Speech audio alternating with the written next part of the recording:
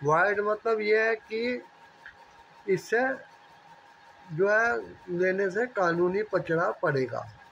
और वाइडेबल ये है कि हमने कुछ कर तो दिया, लेकिन हम उसको ना करते तो ज़्यादा अच्छा था, वो ना करने लायक काम था। अब लड़कियां जो हैं, जो कि अपने ससुराल वालों को और पति को किसी कारणवश बदला लेने के लिए झूठे केसों में फंसा देती हैं, जेल करा देती हैं, पुलिस रिपोर्ट करके महिला आयोग में चली जाती हैं, और वकील भी उनसे ज़्यादा कमीशन क्योंकि पाना चाहते हैं, वो उसको कहते हैं कि हम तुम्हें मेंटेनेंस मुआवजा वाला ज़्यादा दिलाएंगे, तुम्हें दहेज की चीज़ें वापस दिलाएंगे, इतने लाख तक की तुम्हें दहेज की चीज़ें हम वापस कराएंगे या उसका पैसा दिलाएंगे, तो हमें क्या मिलेगा। ये सारी सेटिंग करते हैं। इसलिए पुलिस भी टेरर करती है, वकील भी टेरर करते हैं। कोर्ट में जाएं तो जज कानून से बंधा हुआ दिखता है, वो ये महसूस करके भी कि लड़का सच कह रहा है, लड़की झूठ कह रही है, लेकिन वह अपना फैसला लड़के के विरुद्ध ही देता है। तो ये एक कानून का टेरर है। और एक टेरर वो है जो आतंकवादी दूसरे देशों से बम ब्लास्ट करते हैं, नियतों को गोलियां मारते हैं। तो कई किस्म के इस समाज में टेरर फैले हुए हैं।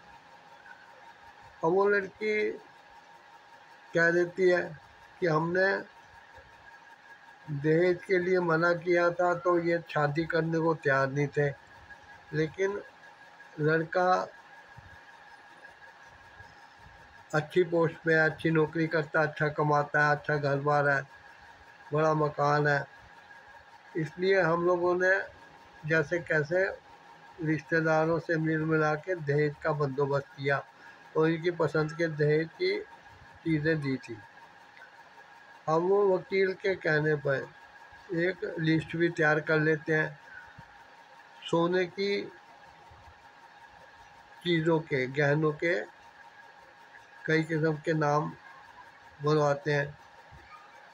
अब तो खैर कानून थोड़ा टाइट हो गया जीएसटी वाला के कारण, लेकिन पहले सुनार से मिलकर उसको ले देकर झूठे बिल भी बना लिए जाते थे, फर्नीचर के बिल बनवा लिए जाते थे, और उनका पूरा पैसा उस लड़के वसूल किया जाता था।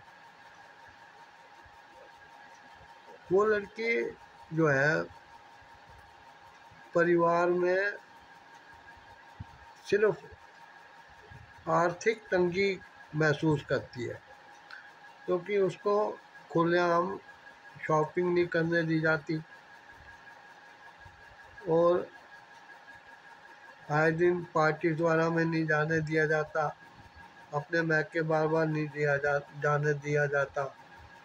तो असल में उसको फाइनेंशियल प्रॉब्लम होती है, जिसके बदले में वो एक किसी वकील से संपर्क करती है डाइवोर्स के लिए, या उससे कानूनी सलाह मांगती है कि क्या किया जाए।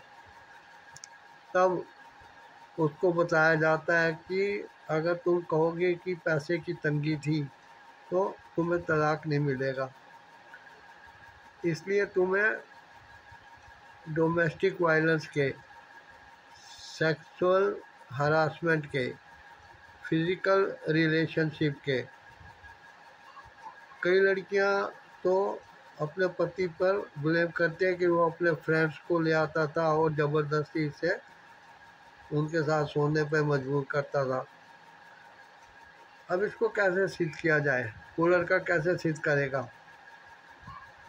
क्योंकि कानून देखेगा कि लड़के ने जिसको भी पेश किया है गवाही के लिए, वो लोग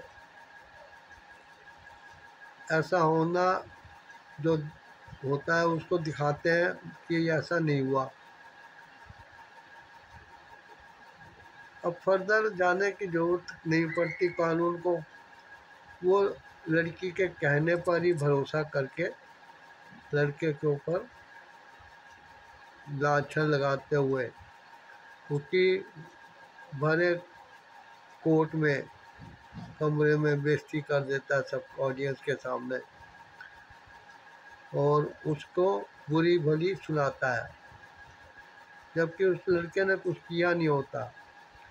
कई केस तो ऐसे भी हमने देखे हैं कि कानून के दायरे में आके केस चल रहा है और लड़के ने सुसाइड कर लिया।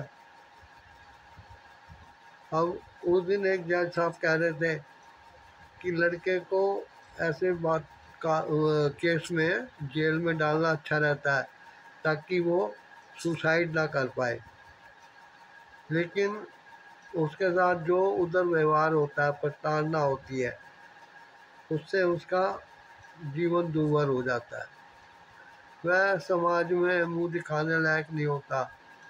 डिफेमेशन का केस करने के लिए उसको कोर्ट इजाज़त नहीं देता और उसकी सुनवाई नहीं होती है, क्योंकि महिलावादी कानून है। पुरुषों को एक विक्टिम शो किया जाता है और एक्यूज्ड जो है वो लड़की को माना ही नहीं जाता कि वो एक्यूज्ड है। अब आत्महत्या का कारण यदि वो लड़की है तब भी कानून उसको नरमी से देखता है कि पुरुष जो था उसका मानसिक संतुलन ठीक नहीं था। आशा करता हूँ इस जानकारी से बहुत से मित्रों को राहत मिलेगी, ज्ञान मिलेगा। आप इस चैनल डिमांडिंग पुरुष आयोग को सब्सक्राइब कर दीजिए, वीडियो को लाइक करिए, शेयर कमेंट करिए। थैंक्स।